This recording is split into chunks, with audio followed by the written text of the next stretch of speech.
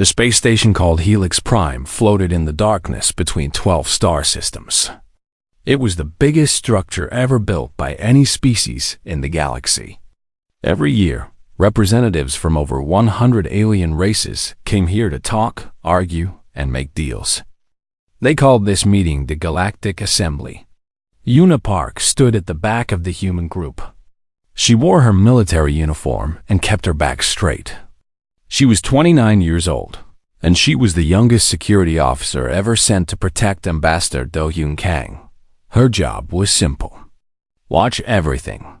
Trust no one. Keep the ambassador safe. Humans had only been part of the assembly for 6 years.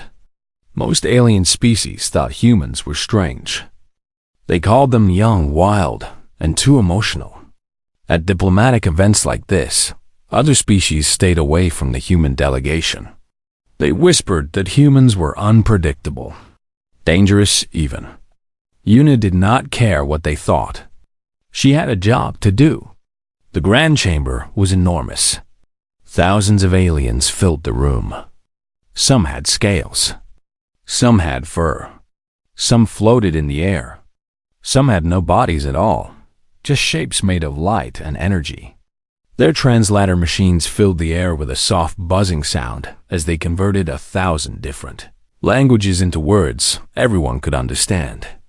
Ambassador Kang was a calm man in his 50s. He had gray hair and kind eyes, but Una knew he was sharp as a knife. He leaned toward his assistant and spoke quietly. Something feels different today. The energy in this room is strange. Una agreed, but she said nothing. She just kept watching. Then the main doors opened and everything changed. The Volanthi had arrived. A wave of silence moved through the crowd. Aliens stopped talking. They stepped back. They lowered their eyes. Even the most powerful species in the room seemed to shrink. The Volanthi were the oldest civilization in the known galaxy. Their history went back millions of years. They had seen empires rise and fall. They had watched young species crawl out of oceans and reach for the stars. They remembered everything. They were tall and beautiful in a way that was hard to describe. Their bodies seemed to be made of flowing silver light. Their skin changed colors like the surface of a calm lake. Their eyes were deep and ancient, holding wisdom that made other beings feel small and young. At the center of their group walked their queen. Queen Aleph was magnificent. She stood almost 8 feet tall. Her body glowed with soft colors that had no names in any human language. When she moved, it was like watching water flow uphill. Graceful, impossible, perfect. She was the ruler of 12 star systems. She commanded fleets that could destroy planets. She had lived for over 3,000 years. In all the galaxy, there was no single being more powerful than her. Una watched as every species in the room showed respect. Some bowed. Some knelt. Some simply looked away, unable to meet the Queen's gaze. The Volanthi were not just respected. They were feared. Ambassador Kang spoke softly again. The Queen almost never comes in person. She usually sends representatives. Something important is happening. Una felt a cold feeling in her stomach. It was a feeling she had learned to trust over the years. It was the feeling that said something was wrong. Something bad was coming. She started looking around the room more carefully. The Volanthi royal guards surrounded their queen in a perfect circle. They were tall and silent, their silver bodies humming with protective energy. They looked unbreakable, unstoppable. But Una noticed something they did not seem to see. There was a delegate from a species called the Kreth. The Kreth were known throughout the galaxy as fighters and mercenaries. They were reptilian, with dark green scales and yellow eyes. This particular Kreth was standing about 50 feet from the Queen. He wore ceremonial robes like all the other delegates. But he kept touching his robes, adjusting them. His hands were nervous. His eyes kept moving to the Queen, then away, then back again. He was sweating, even though the room was cool. Yuna had seen that behavior before. On Earth, in war zones, in dangerous places where people hid weapons under their clothes. She touched the small communication device in her ear. "Ambassador, I need to move." Kang frowned. "Lieutenant, we are in the middle of a formal ceremony. You cannot just, sir. Now, please trust me." She did not wait for his answer. Yuna started walking through the crowd. She moved quickly but tried not to run. She did not want to cause panic. She pushed past confused aliens who looked at her with surprise and annoyance. A human, moving through the crowd without permission. How rude, how typical. She did not care. The Kreth delegate's hand went inside his robes. Yuna started running. The Volanthi guards were turning now, finally noticing something was wrong. But they were too slow. They were ancient and powerful, but they had not fought a real battle in centuries. Their reflexes were not ready for this. The Kreth pulled out a small device.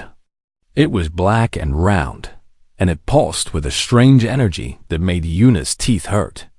She recognized it from her training files. A neural disruptor. Illegal in 47 star systems. It could kill any living creature by destroying their brain in less than a second. He pointed it at the Queen. Yuna did not think. She did not calculate. She did not weigh the odds or consider her own survival. She simply jumped. Her body flew through the air, placing itself between the weapon and the Queen. The device fired. The beam hit Yuna directly in the chest. And then there was only pain. Yuna hit the ground hard.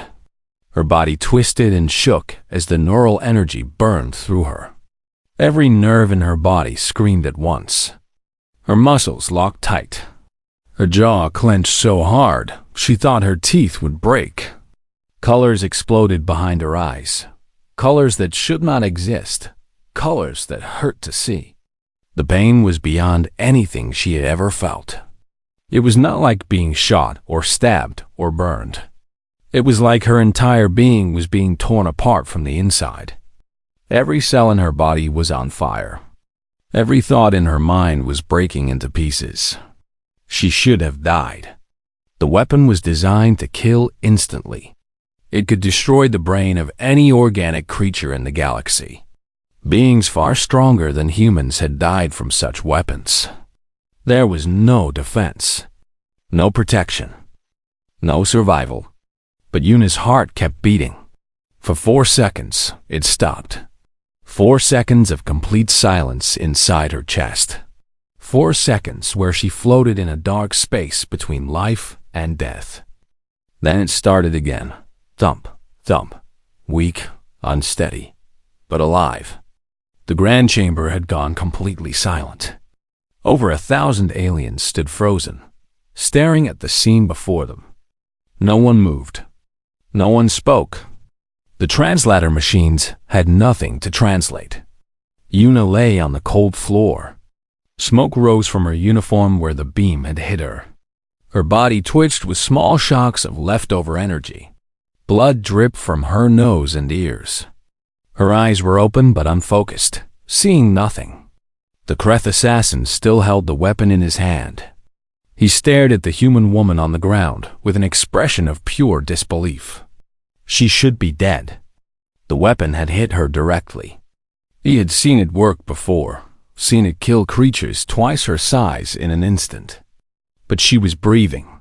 The Volanthi guards finally reached him. They moved with sudden speed, grabbing his arms and taking the weapon away. Energy bindings wrapped around his wrists. He did not resist. He was too shocked to move. But no one was looking at him anymore. Everyone in the chamber was looking at Yuna. Queen Aleph had not moved since the attack. She stood perfectly still, her body frozen in the moment of almost death. Her colors had stopped shifting. Her ancient eyes were fixed on the small human woman who lay broken on the floor before her. Ambassador Kang ran forward. He dropped to his knees beside Yuna, his diplomatic dignity forgotten.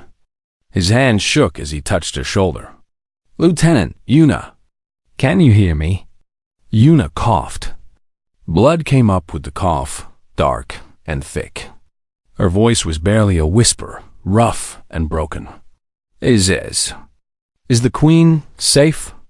The silence in the chamber deepened. Every alien in the room heard those words through their translators. This human, this small fragile creature, was dying on the floor. Her body was failing. Her organs were shutting down. And her first words, her only concern, was for someone else. Someone she did not know. Someone she had never met. Someone from a species that had existed for millions of years before humanity even learned to walk upright. The Kreth assassin made a sound. It might have been a laugh or a sob. "Impossible," he said. "You should be dead. Nothing survives that weapon. Nothing." Yuna did not look at him. She could not move her head. But her lips curved into something that might have been a smile. "Humans are stubborn," she whispered. Queen Aleph moved. In 3,000 years of rule, she had never moved quickly for anyone. She was a queen. Others moved for her. But now she crossed the distance between them in 3 flowing steps. Her guards tried to stop her, tried to protect her, but she pushed past them without a word. She knelt beside the dying human. The entire chamber gasped. Some aliens fell to their knees in shock. Others gripped the walls for support. A Volanthi queen had not knelt before another being in all of recorded history. The Volanthi were the oldest, the wisest, the most powerful. They did not kneel. But Queen Aleph knelt now. Her long fingers, silver and glowing, reached out and touched Yuna's face. The touch was gentle, almost tender. Her ancient eyes studied the human's broken form with something that looked like wonder. "You saved my life," the queen said. Her voice was soft, but it filled the entire chamber. "You did not hesitate. You did not calculate. You did not ask what you would gain. You simply acted." Yuna tried to focus on the queen's face, but her vision was fading. Everything was getting dark and cold. "That's what humans do," she managed to say. "We're not very good at thinking things through." The queen's colors shifted. Blue and gold and something that had no name. Emotions that human eyes could not properly see. "Your medical team," the queen said, raising her voice. "Bring them now. And summon my physicians as well. The best we have." She looked down at Yuna again. Her voice dropped back to a whisper that only Yuna could hear. "You will not die today, little human. I will not allow it. You have shown me something I have not seen in 1,000 years. Something I had forgotten existed." Yuna's eyes were closing. The darkness was taking her. But she heard the queen's next words clearly. "You have shown me that courage is not about being unafraid. It is about acting despite the fear. It is about putting others before yourself. It is about being willing to die for a stranger." The queen's hand stayed on Yuna's face as medical teams rushed forward. "The galaxy has forgotten what that looks like," the queen whispered. "But I will make them remember." Then Yuna's eyes closed, and she knew nothing more. Yuna died twice more in the first week. The medical bay on Helix Prime was the most advanced in the galaxy. Doctors from 20 different species worked there, using technology that humans could barely understand. Machines that could rebuild bones. Lights that could heal damaged tissue. Liquids that could repair organs from the inside. But Yuna's body was badly broken. The neural disruptor had done terrible damage. Her nervous system was in chaos. Her brain had been flooded with electrical signals that should have killed her instantly. The human doctors said they had never seen anyone survive such an injury. The alien doctors said the same thing. And yet, Yuna kept fighting. Her heart stopped on the third day. The machines screamed their alarms. Doctors rushed to her bedside. They used every technique they knew. Electric shocks, chemical injections, Velanthi healing crystals that glowed with ancient power. Nothing worked. For 2 minutes, Una Park was dead. Then, somehow, her heart started again on its own. The doctors stared at each other in confusion. They ran tests. They checked their machines. They could not explain what had happened. Her body had simply refused to stay dead. News of the human survival spread across the galaxy like fire. Every news channel on every planet carried the story. They showed images of the attack, of Una jumping in front of the weapon, of her broken body lying on the floor of the Grand Chamber. They called her many things. Some called her a fool who had thrown away her life for a stranger. Others called her a hero. A few called her something else entirely. A monster. A freak. Something that should not exist. Because the galaxy had never seen anything like this. The neural disruptor was a weapon of absolute death. It had been used in wars for thousands of years. No one had ever survived a direct hit. The technology was based on simple facts about how organic brains worked. The weapon destroyed those functions. There was no defense. But humans, it seemed, did not follow the same rules as everyone else. Scientists began studying Una's medical data. They found something strange. Human brains were different from other species. They were messier, less organized. They had backup systems built into them, pathways that could take over when other pathways failed. When the neural disruptor hit Una, it destroyed many of these pathways. But her brain simply made new ones. Her neurons found different routes. Her mind rebuilt itself while her body lay dying on the floor. No other species had brains like this. No other species could do what she had done. On the 10th day, Una opened her eyes. The light hurt. Everything hurt. She tried to move, but her body felt like it was made of lead. Her mouth was dry. Her head pounded with a terrible ache. But she was alive. A face appeared above her. It took her a moment to recognize it. Ambassador Kang. He looked older than she remembered. Tired. His eyes were red, like he had not slept in days. "Lieutenant Park," he said. His voice cracked. "Welcome back." Una tried to speak, but only a rough sound came out. Kang quickly gave her water. She drank slowly, feeling the cool liquid soothe her damaged throat. How long? She managed to ask. 10 days, Kang said. "You have been unconscious for 10 days. You died twice. The doctors said it was impossible for you to survive. They said your brain was too damaged. They said." He stopped. His eyes were wet. "They said we should prepare for the worst." Una closed her eyes. 10 days. She remembered nothing of it. Just the pain and then darkness and now this room. "The Queen?" she asked. Kang laughed. It was a strange laugh, mixed with tears. Of course, that is your first question." He wiped his eyes. "The Queen is fine. She is unharmed. Because of you." Una nodded slightly. "Good. That was good." "The assassin?" she asked. "In custody. He was working alone.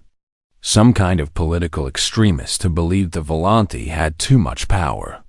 He wanted to start a war." Kang shook his head. "He failed. Because of you." Una felt exhaustion pulling at her. Her body wanted to sleep again, to heal, to recover. But there was something else. Something in Kang's voice. Something he was not saying. "What is it?" she asked. "What are you not telling me?" Kang was quiet for a moment. Then he smiled. It was a strange smile, full of emotion she could not read.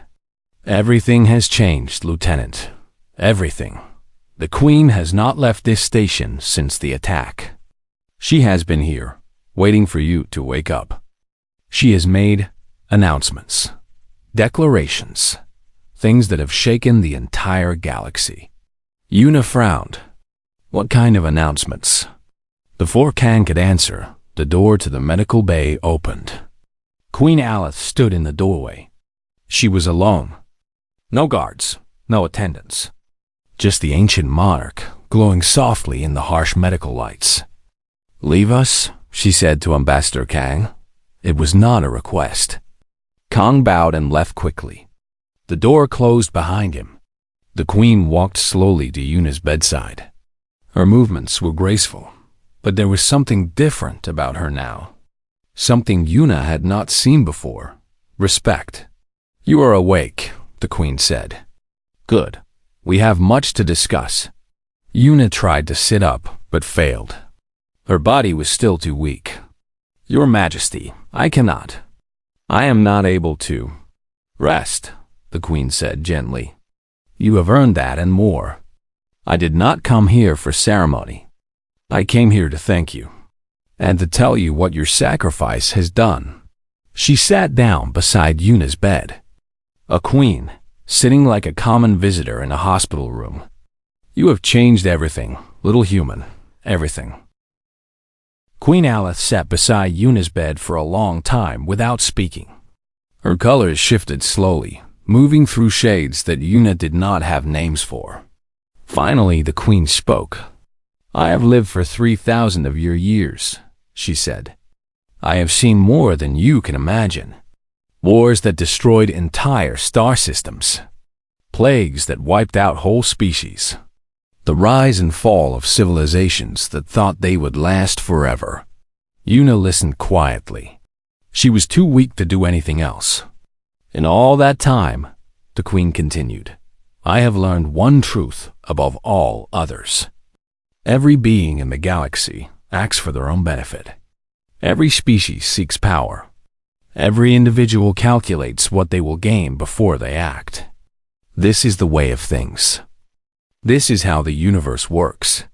She paused. Her ancient eyes studied Yuna's face. "And then you happened." Yuna shifted slightly on the bed. Pain shot through her body, but she ignored it.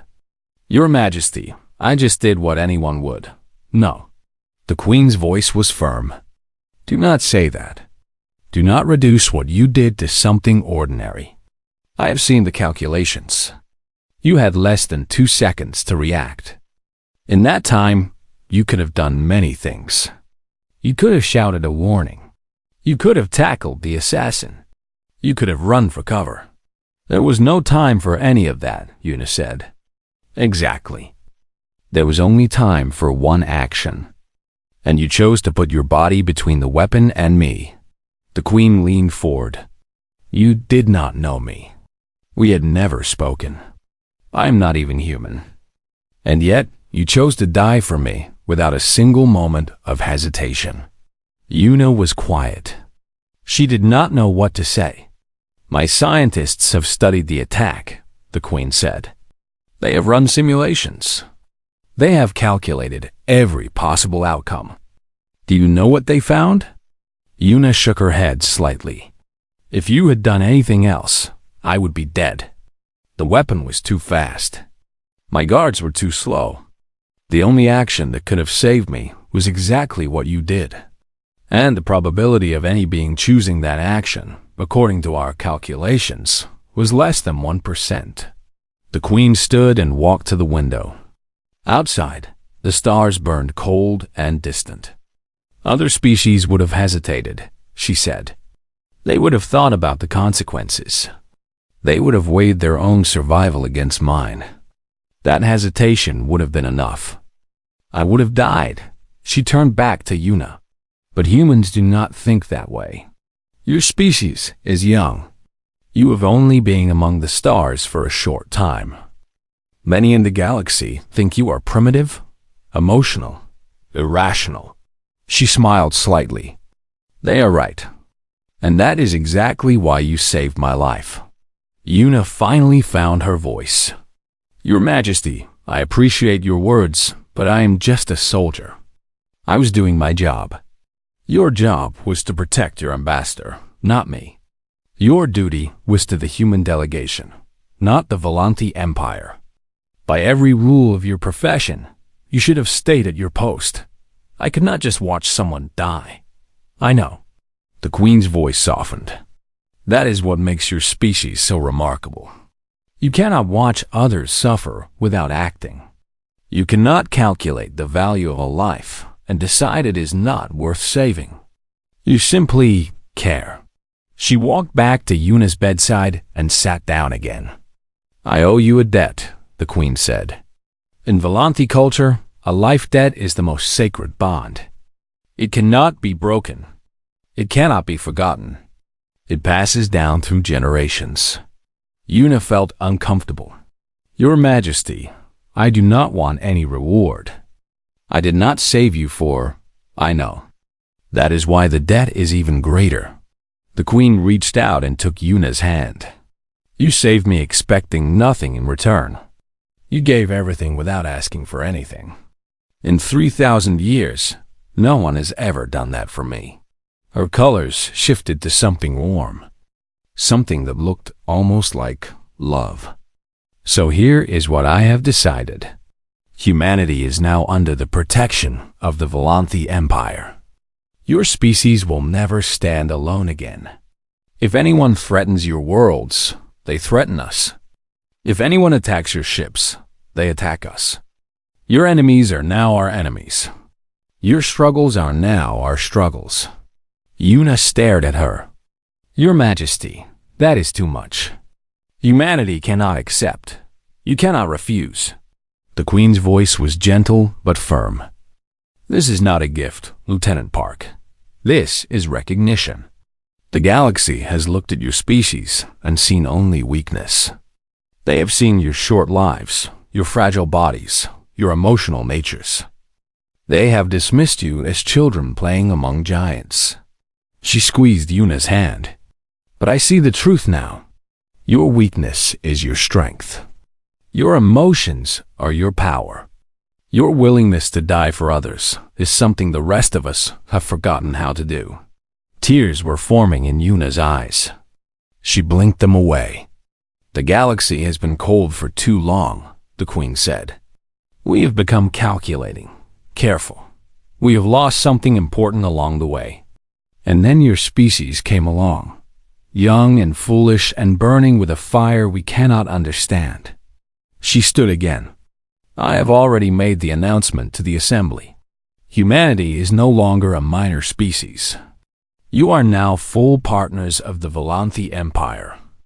Your delegation will sit in the inner circle. Your voice will carry the same weight as ours.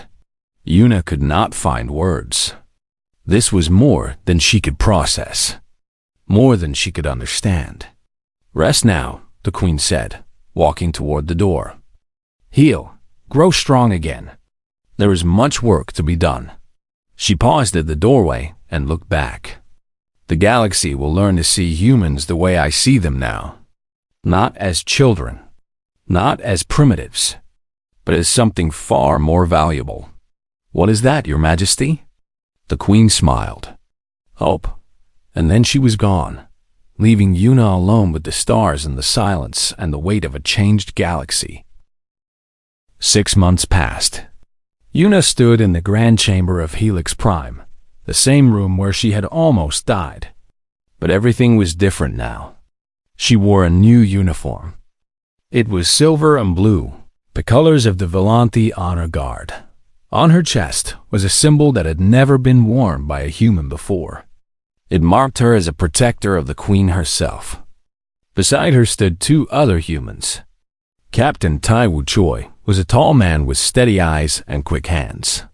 He had served in the Earth military for 15 years before joining the space program.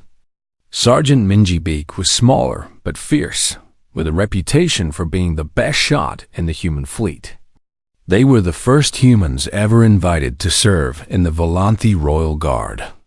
The Grand Chamber was filled with delegates from across the galaxy. But the arrangement had changed. The human delegation no longer stood at the back of the room. They sat in the inner circle now, right next to the Volanti. Their chairs were just as tall. Their voices carried just as far. Other species watched the humans with different eyes now. There was still confusion, still uncertainty, but the fear and dismissal were gone. In their place was something new: respect. Ambassador Kang stood at the center of the human delegation. He was giving a speech about cooperation between species, about building bridges instead of walls, about the future they could create together. Yuna was not really listening. She was doing what she always did: watching the room, checking the exits, looking for threats. Some things never changed. Queen Aleph sat on her throne, surrounded by her guards. She caught Yuna's eye and nodded slightly. It was a small gesture, but it carried the weight of everything that had happened between them. Yuna nodded back. When the formal speeches ended, something unexpected happened. Delegates from a dozen different species approached the human group. They wanted to talk. They wanted to ask questions. They wanted to understand. A tall creature with blue scales and 4 arms spoke first. "We have studied your species for many cycles," it said. "We thought we understood you. We were wrong." Jizu Han, the cultural officer for the human delegation, stepped forward. She was young and clever, with a gift for explaining human nature to aliens who found it confusing. "What would you like to know?" she asked. "Your soldier," the blue alien said, gesturing toward Yuna. She threw herself in front of a weapon that should have killed her. For someone she did not know. Someone not of her species. "We do not understand this. In our culture, such an action would be considered madness." Jisoo smiled. "In our culture, it is considered normal. But why? What did she gain from it?" "Nothing. That is the point." Jisoo paused, thinking about how to explain. Humans evolved as social creatures. We survived on our home planet because we worked together. We protected each other. We sacrificed for the group because the group was more important than any one person. The alien tilted its head. "But your queen is not part of your group. It does not matter. When we see someone in danger, we act. We do not think about whether they are human or alien. We do not calculate whether saving them will benefit us. We just help." The alien was quiet for a long moment. "This is a strange way to exist." "Maybe," Jisoo agreed. "But it is who we are." A Kreth delegate pushed through the crowd. Yuna's hand moved toward her weapon, an instinct from the attack months ago. But this Kreth was different, older. His scales were gray with age. "I must speak," the Kreth said. His voice was rough. "The one who attacked your queen was of my people. He acted alone, but his hatred was shared by many of us. We thought the Volanti were too powerful. We thought humans were weak. We were wrong about both things." He lowered his head. In Kreth culture, this was a gesture of deep shame and apology. We ask for forgiveness, not because we deserve it, but because we wish to change. Yuna stepped forward. Taiwu and Minji tensed beside her, ready for trouble. But Yuna raised her hand to stop them. "What is your name?" she asked the old Kreth. "I am called Vorn." "Vorn." Yuna looked at him steadily. The one who attacked the queen made his choice. You are making a different choice. That is what matters. Vorn looked up. "You do not hate us?" "I do not have time for hate," Yuna said. "There is too much work to do. Too many bridges to build. Too many old wounds to heal." She extended her hand in the human gesture of friendship. "Would you like to help?" The old Kreth stared at her hand. Then, slowly, he reached out and took it. Later that night, Yuna stood alone at the observation window. The stars stretched out before her, endless and beautiful. Somewhere out there was Earth, a small blue planet orbiting an ordinary yellow sun. Captain Taiwu found her there. He stood beside her in comfortable silence for a while. "You know," he finally said, "when I joined the space program, I thought the biggest challenge would be dealing with aliens, learning their languages, understanding their cultures, figuring out how to work with beings so different from us. And now?" Yuna asked. "Now, I realize the biggest challenge is the same as it has always been. Convincing people that caring about each other is not weakness. That compassion is not a flaw. That being willing to help others, even strangers, even enemies, is the strongest thing anyone can do." Yuna nodded slowly. "Humans figured that out a long time ago. We just forgot sometimes. Maybe the rest of the galaxy will figure it out too." Queen Aleph appeared beside them. She moved so quietly that neither human had heard her approach. But her presence was unmistakable, filling the space with gentle light. "Your captain speaks wisdom," the Queen said. "For millions of years, the galaxy has operated on principles of strength and dominance. Power was the only thing that mattered. But your species offers something different. Something we had forgotten was possible." "What is that, Your Majesty?" Taiwu asked. The Queen's colors shifted to something warm and bright. Hope, joy, love. The radical idea that protecting others is the highest form of strength. That compassion is not the opposite of power, but its truest expression. She looked at Yuna. "You taught me that, little human. You taught the entire galaxy." Yuna felt tears forming in her eyes, but did not try to hide them. Humans cried. It was part of who they were. "We are not special," she said quietly. "We are just us.